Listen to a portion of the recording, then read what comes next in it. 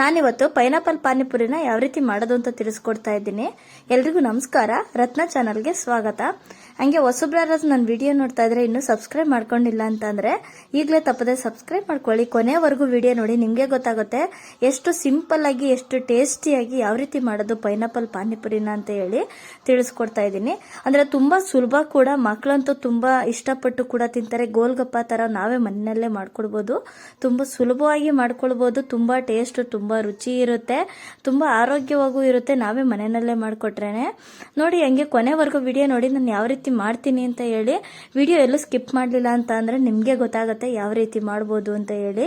ತುಂಬಾ ಅಂದ್ರೆ ತುಂಬಾ ಸುಲಭ, ತುಂಬಾ ಟೇಸ್ಟ್ ಇರುತ್ತೆ. ನೀವು ಮಾಮೂಲಿ ಗೋಲ್ಗಪ್ಪ ತಿಂದಿರ್ತೀರಲ್ವಾ, ಆದ್ರೆ ಈ ತರ ಗೋಲ್ಗಪ್ಪ ತಿಂದು ನೋಡಿ, ನಿಮ್ಗೆ ಗೊತ್ತಾಗುತ್ತೆ.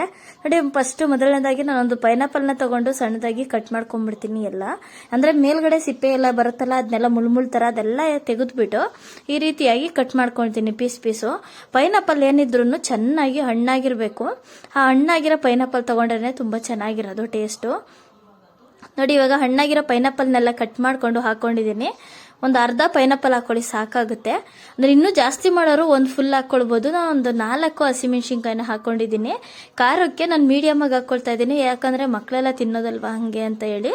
ನೀವು ಬೇಕಿದ್ರೆ ಜಾಸ್ತಿ ಖಾರ ತಿನ್ನೋರು ಇನ್ನೂ 1-2 ಹಸಿಮೆಣಸಿನ್ಕಾಯಿನ ಕೂಡ ಹಾಕೊಳ್ಳಿ. ನೋಡಿ, ಈಗ 1 ಹಿಡಿಯಷ್ಟು ಪುದೀನ ಸೊಪ್ಪನ್ನು ಹಾಕೊಳ್ತಾ ಇದ್ದೀನಿ, 1 ಹಿಡಿ ಕೊತ್ತಂಬರಿ ಸೊಪ್ಪನ್ನು ಹಾಕೊಳ್ತಾ ಇದ್ದೀನಿ. ನೋಡ್ತಾ ಇದ್ದೀರಲ್ಲ, ಇಷ್ಟನ್ನು ಕೂಡ ಹಾಕೊಂಡು ಸ್ವಲ್ಪ ಶುಂಠಿ ಹಾಕೊಂಡ್ಬಿಡ್ತೀನಿ. 1-2 ಇಂಚಷ್ಟು ಶುಂಠಿ ಹಾಕೊಂಡು ರುಬ್ಕೊಂಡು ಬರ್ತೀನಿ. ನುಣ್ಣಗೆ ರುಬ್ಕೋಬೇಕಾಗತ್ತೆ. ಸ್ವಲ್ಪ ನೀರು ಹಾಕೊಂಡು ರುಬ್ಕೊಂಡ್ರೆ ಸಾಕಾಗುತ್ತೆ. ಏನಿಲ್ಲ, ನೀರು ಜಾಸ್ತಿ ಹಾಕಿದ್ರೆ ರುಬ್ಬಕ್ಕಾಗಲ್ಲ ಅಂತ ಅಷ್ಟೇನೆ. ಇದನ್ನ ರುಬ್ಬಿದ ತಕ್ಷಣ ಏನ್ ಮಾಡ್ಬೇಕು, ನಾವು ಹಂಗೆ ಡೈರೆಕ್ಟ್ ಹಾಕೊಳ್ಬಾರ್ದು. ಅದು ಪೈನಾಪಲ್ ಎಲ್ಲ ಹಣ್ಣೆಲ್ಲ ರುಬ್ಬಿರ್ತೀವಲ್ಲ, ಹಾಗಾಗಿ ನಾವು ಸ್ವಲ್ಪ ಸೋಸ್ಕೊಂಡ್ಬಿಡ್ಬೇಕು. ಸೋಸ್ಕೊಂಡು ಆದ್ಮೇಲೆ ನಾವು ನೀರೆಲ್ಲ ಎಷ್ಟು ಬೇಕು ನೋಡ್ಕೊಂಡು, ನಾವು ಪಾನಿ ಎಷ್ಟು ಮಾಡ್ಕೋತೀವಿ ಆ ಹದವಾಗಿ ನೋಡ್ಕೊಂಡು ಹಾಕೊಳ್ಬೇಕು. ಹೆವಿ ನೀರು ಕೂಡ ಹಾಕೊಳಕ್ ಹೋಗ್ಬಾರ್ದು. ನಾವ್ ಎಷ್ಟು ಹಾಕೊಳ್ತೀವೋ, ಮಾಮೂಲಿ ಪಾನಿ ಎಷ್ಟು ಮಾಡ್ಕೊಳ್ತೀವೋ ಅಷ್ಟು ಮಾತ್ರ ಹಾಕೊಳ್ಬೇಕಾಗತ್ತೆ. ಇವಾಗ ಇದಕ್ಕೆ ಜಾರ್ಗೂ ಕೂಡ ಸ್ವಲ್ಪ ನೀರು ಹಾಕೊಂಡ್ಬಿಡ್ಬೇಕು. ಅದರಲ್ಲೂ ಜಾರಲ್ಲೂ ಕೂಡ ಅಂಟ್ಕೊಂಡಿರುತ್ತೆ ಅಂತ ಹೇಳಿ. ಇದನ್ನೆಲ್ಲ ಮಾಡೋದಕ್ಕೂ ಮುಂಚೆನೆ ನಾವೇನ್ ಮಾಡಬೇಕು, ಮೇನು ಫಸ್ಟ್ ಆಗಿ ಹುಣಸೆ ಹಣ್ಣನ್ನ ಫಸ್ಟ್ ನೆನೆಯಾಗಿ ಇಟ್ಕೋಬೇಕಾಗುತ್ತೆ. ಏನಪ್ಪಾ ಅಂತಂದ್ರೆ, ಹುಣಸೆ ಹಣ್ಣು 1 ನಿಂಬೆ ಹಣ್ಣು ಗಾತ್ರದಷ್ಟು ಹುಣಸೆ ಹಣ್ಣು ಬೇಕಾಗುತ್ತೆ ಇದಕ್ಕೆ ಹುಳಿಗೆ. ಅಂದ್ರೆ ಪೈನಾಪಲ್ ಮಾತ್ರ ತುಂಬಾ ಹಣ್ಣಾಗಿರೋದು, ಚೆನ್ನಾಗಿ ಹಣ್ಣಾಗಿರ್ಬೇಕು ಆ ತರ ಪೈನಾಪಲ್ ತಗೋಬೇಕು. ಅವಾಗಲೇ ಪೈನಾಪಲ್ ಪಾನಿಪುರಿ ಅಂತ ಸೂಪರ್ ಆಗಿರುತ್ತೆ, ಟೇಸ್ಟ್ ಅಂತನೂ ಸಖತ್ತಾಗಿರುತ್ತೆ. ಈ ರೀತಿಯಾಗಿ ನೀಟಾಗಿ ಸೋಸ್ಕೋಬೇಕಾಗತ್ತೆ. ನೋಡಿ, ಈ ರೀತಿ ಸೋಸ್ಕೊಂಡು ತಗೋಬೇಕು. ನೋಡ್ತಾ ಇದ್ದೀರಲ್ಲ, ಹೀಗೆ ಸೋಸ್ಕೊಂಡು ಎಲ್ಲ ಫುಲ್ಲು ಸೋಸ್ಕೊಂಡು ತಗೊಂಡಿದ್ದೀನಿ.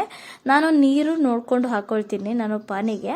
ನಾನು ಏನಿಲ್ಲ ಅಂತಂದ್ರೆ, ನಾವು ಪಾನಿಪುರಿಗೆ ಇದು ಏನಪ್ಪ ಅಂತಂದ್ರೆ 2 ಪ್ಯಾಕ್ ತಂದಿದ್ವಿ. ಅದರ ಜೊತೆಗೆ ಪಾನಿ ಏನಿಲ್ಲ ಅಂತಂದ್ರೆ ಒಂದು 5 ಜನಕ್ಕಾಗುತ್ತೆ. ಅಷ್ಟು 5-6 ಜನಕ್ಕೆ ಆಗುತ್ತೆ ಇದು ಪಾನಿ. ಅಷ್ಟು ಕೂಡ ಮಾಡ್ಕೊಂಡಿದ್ದೀನಿ. ಮಕ್ಕಳಂತೂ ಕುಡ್ದೆ ಖಾಲಿ ಮಾಡಿಬಿಡ್ತಾರೆ ಪಾನಿ ಅಂತೂ, ಅಷ್ಟು ಟೇಸ್ಟ್ ಆಗಿತ್ತು ಮಾತ್ರ. ನೋಡ್ತಾ ಇದ್ದೀರಲ್ಲ, ಉಪ್ಪು ಕೂಡ ರುಚಿಗೆ ತಕ್ಕಷ್ಟು ಉಪ್ಪು ಹಾಕೊಂಡು 1 ಈರುಳ್ಳಿನ ಕಟ್ ಮಾಡ್ಕೊಂಡು ಸೇರಿಸ್ಕೊತಾ ಇದ್ದೀನಿ ಪಾನಿ ಒಳಗಡೆ. ಇದಕ್ಕಿವಾಗ ನಾನು ಫಸ್ಟ್ ಸ್ವಲ್ಪ ಗರಂ ಮಸಾಲ ಹಾಕೊಳ್ಳೋದು,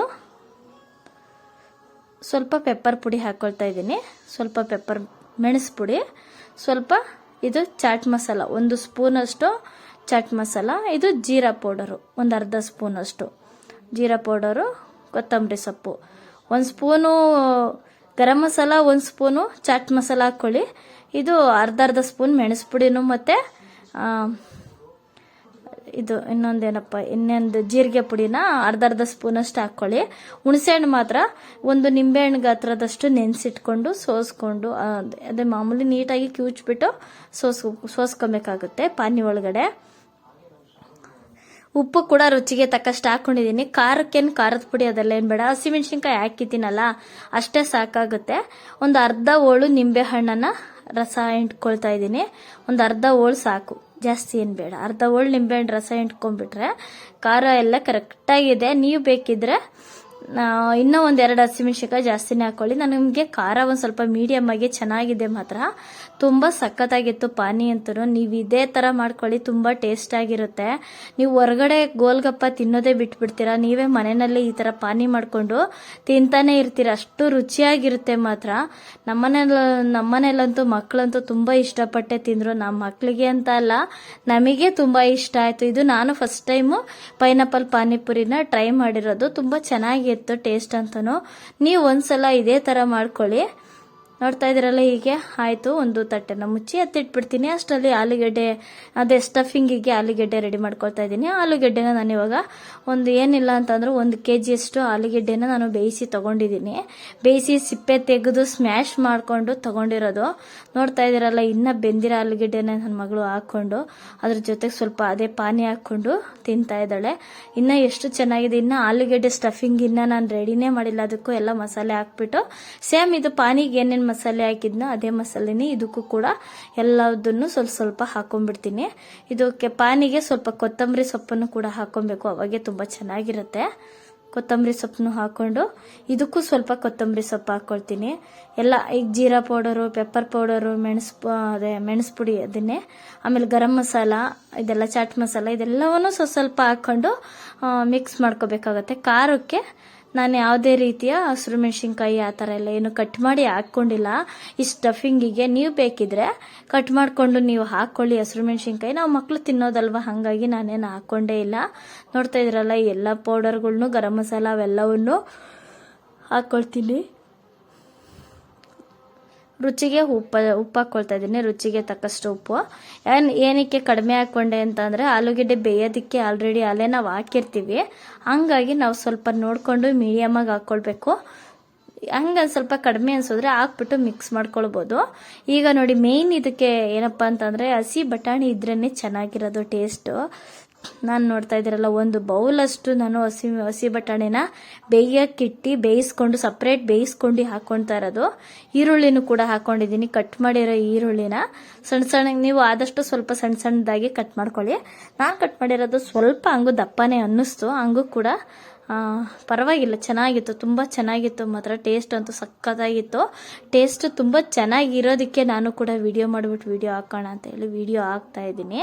ತುಂಬ ಚೆನ್ನಾಗಿರುತ್ತೆ ಟೇಸ್ಟ್ ಮಾತ್ರ. ನಿಮ್ಮ ಮನೆಯಲ್ಲಂತೂ ಮಕ್ಕಳಂತೂ ಎಲ್ಲರೂ ಕೂಡ ಇಷ್ಟಪಟ್ಟು ಖುಷಿಯಿಂದ ತಿಂತಾರೆ. ನೋಡ್ತಾ ಇದ್ದೀರಲ್ಲ, ಆಲೂಗೆಡ್ಡೆ ಬಟಾಣಿಗೆ ಇದಕ್ಕೆಲ್ಲ ಉಪ್ಪು, ಖಾರ ಅವೆಲ್ಲ ಮಸಾಲೆಗಳೆಲ್ಲ ಇಂಗ್ರೀಡಿಯೆಂಟ್ಸ್ ಅದೆಲ್ಲ ಮಿಕ್ಸ್ ಆಗಲಿ ಅಂತ ಹೇಳ್ಬಿಟ್ಟು ಎಲ್ಲ ಚೆನ್ನಾಗಿ ಮಿಕ್ಸ್ ಮಾಡಿ ಇಟ್ಟಿದ್ದೀನಿ.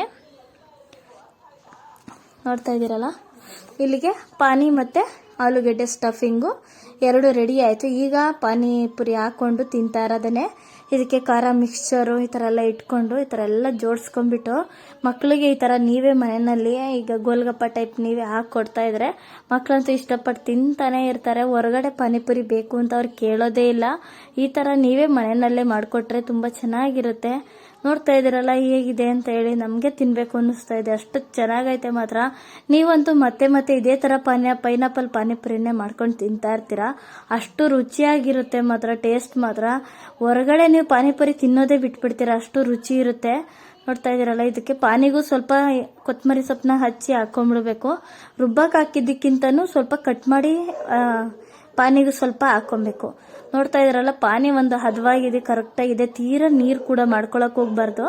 ಈ ಥರ ಮೀಡಿಯಮ್ ಆಗಿರಬೇಕು. ನೋಡ್ತಾ ಇದ್ದೀರಲ್ಲ, ಎಷ್ಟು ಚೆನ್ನಾಗಿ ಬಂದೈತೆ ಅಂದರೆ ಅಷ್ಟು ಚೆನ್ನಾಗಿತ್ತು ಮಾತ್ರ. ಪೈನಾಪಲ್ ಪಾನಿಪುರಿ ಅಂತ ತುಂಬ ಚೆನ್ನಾಗಿದೆ, ತುಂಬ ಅಂದರೆ ತುಂಬ ಚೆನ್ನಾಗೈತೆ ನೋಡಿ. ಟೇಸ್ಟ್ ಅಂತೂ ಸಖತ್ತಾಗಿತ್ತು. ನೀವು ಹಾಕಿ ಕೊಡ್ತಾ ಇದ್ರಂತೂ ಮಕ್ಕಳಂತೂ ಇಷ್ಟಪಟ್ಟು ಖುಷಿಯಿಂದ ತಿಂದೇ ತಿಂತಾರೆ.